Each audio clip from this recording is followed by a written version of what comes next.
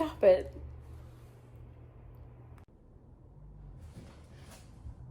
You stop that right now. Why shouldn't you use soap? What's the big deal? We've been using it for like a really long time, right? That's not actually true. Let's talk about it. So here we are with the all-important question of why in the world I would try to get you away from soap. And the reasons are actually very simple. And when I'm saying soap, I'm talking about anything that makes bubbles at all. Anything that makes bubbles. This can include natural soap, which I even sell. This includes anything that comes in any kind of bottle that says it's soap-free, but also makes bubbles. If it makes bubbles, it has soap in it. And they might not be, they might have reworded soap to mean something different recently, which it seems to have happened because I have clients everywhere that are like, I use a soap-free body wash. And I'm like, well, does it make bubbles? Yes, it does. Then what it has is chemical surfactants in it. And that's bad. That's just bad. The chemical surfactants that are in soap actually were originally made to do things like clean off engines and things like that. And they decided, well, if we just put a little bit in a bottle of stuff, then we can use it on human skin. So obviously that's not good. I don't want to go into the chemical part of this because I could go on forever. What I want to talk about is what you're doing when you use soap. So one of the things that, let's talk about natural soap for just a second. Natural soap actually destabilizes the skin and really poorly affects your skin microbiome because it changes the pH of your skin. And your skin's pH is slightly basic, and natural soaps move it towards the acidic range. And that's not good for your skin. You may, well, most of you wouldn't notice this because you are using soap every day. As someone who doesn't use soap on a regular basis, there are rare occasions because I sell soap. I might use some soap every now and then. It makes me stinky. And one of the ways that I try to undo that smell issue after using soap, perhaps to shave or because I'm feeling lazy and I don't feel like making or getting a body scrub out, I have a bottle of 10% apple cider vinegar in my shower, and I put some of that on a washcloth and wipe down the areas that I used soap on. So that's one way to mitigate soap. And a lot of you who use natural shampoo bars are familiar with the idea of using a 10% apple cider vinegar rinse after you use the soap in your hair. And that is because you've got to get the pH of your scalp or anywhere on your skin back to where it should be before you move on with your day, because you are going to create more smell because you have severely imbalanced the microbiome of your skin, which has good bacteria all over it that are doing great things for you every single day, little workers. So the other thing that soap does, and this is pretty obvious, although they've tried to hide it recently, I feel like in some of these terrible, terrible body washes, is soap dries your skin out.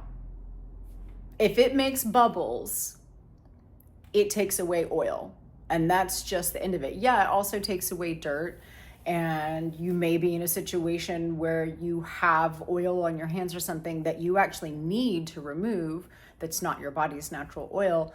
And I can appreciate that. There are times for using soap on the skin, but if you are in any kind of compromised skin issue, like perhaps you have eczema, psoriasis, acne, keratosis pilaris, the list goes on and on. If your skin is compromised in any way, shape, or form, I insist, I beg my clients to stop using soap, at the very least on these affected areas.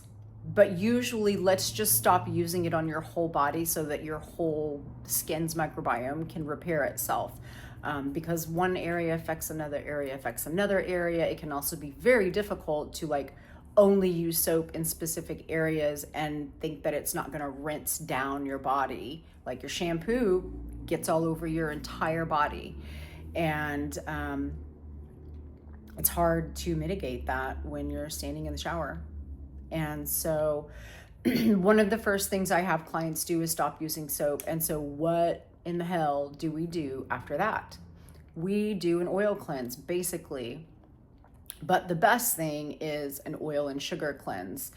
And yeah, I don't eat sugar, but using sugar on your skin is one of the most incredible things that you can actually do. And there's a myriad of reasons for that. In that, one, it pH balances the skin beautifully.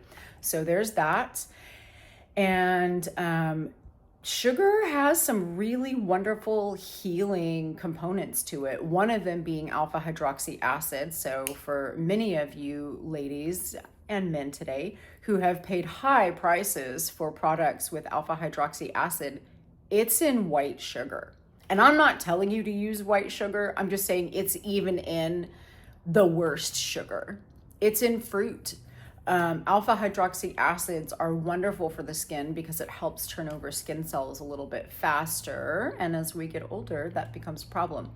But even for any type of skin that's trying to heal, AHAs are really great to start that healing process or continue it and just keep it kick-started, you know.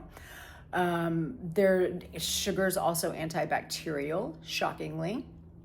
And so it it only kills the bad guys, which is great. There's even I saw a thing the other day about they've made a new skin healing patch that they use for patients in the hospitals that is a byproduct of the cane sugar industry. And that makes complete sense to me.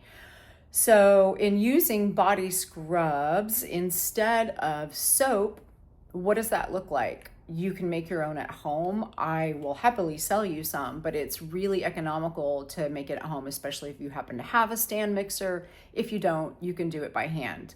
Personally, I love a 10% to sometimes higher shea butter melted into my scrub, and then you can choose any liquid oil you'd like. I tend to use grapeseed oil because it's a more astringent oil. It's kind of considered a dry oil, so it doesn't leave the skin with a heavy, oily feeling. The shea butter does, which I love.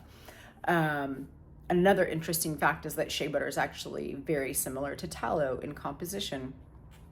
My scrubs have a little bit of cocoa butter in them, and that's because I really want my scrubs to stay emulsified throughout. Scrubs often have that oil slick on the top of them, which all you're doing in the kitchen is combining sugar. I always add some salt to mine, and I do make predominantly salt scrubs.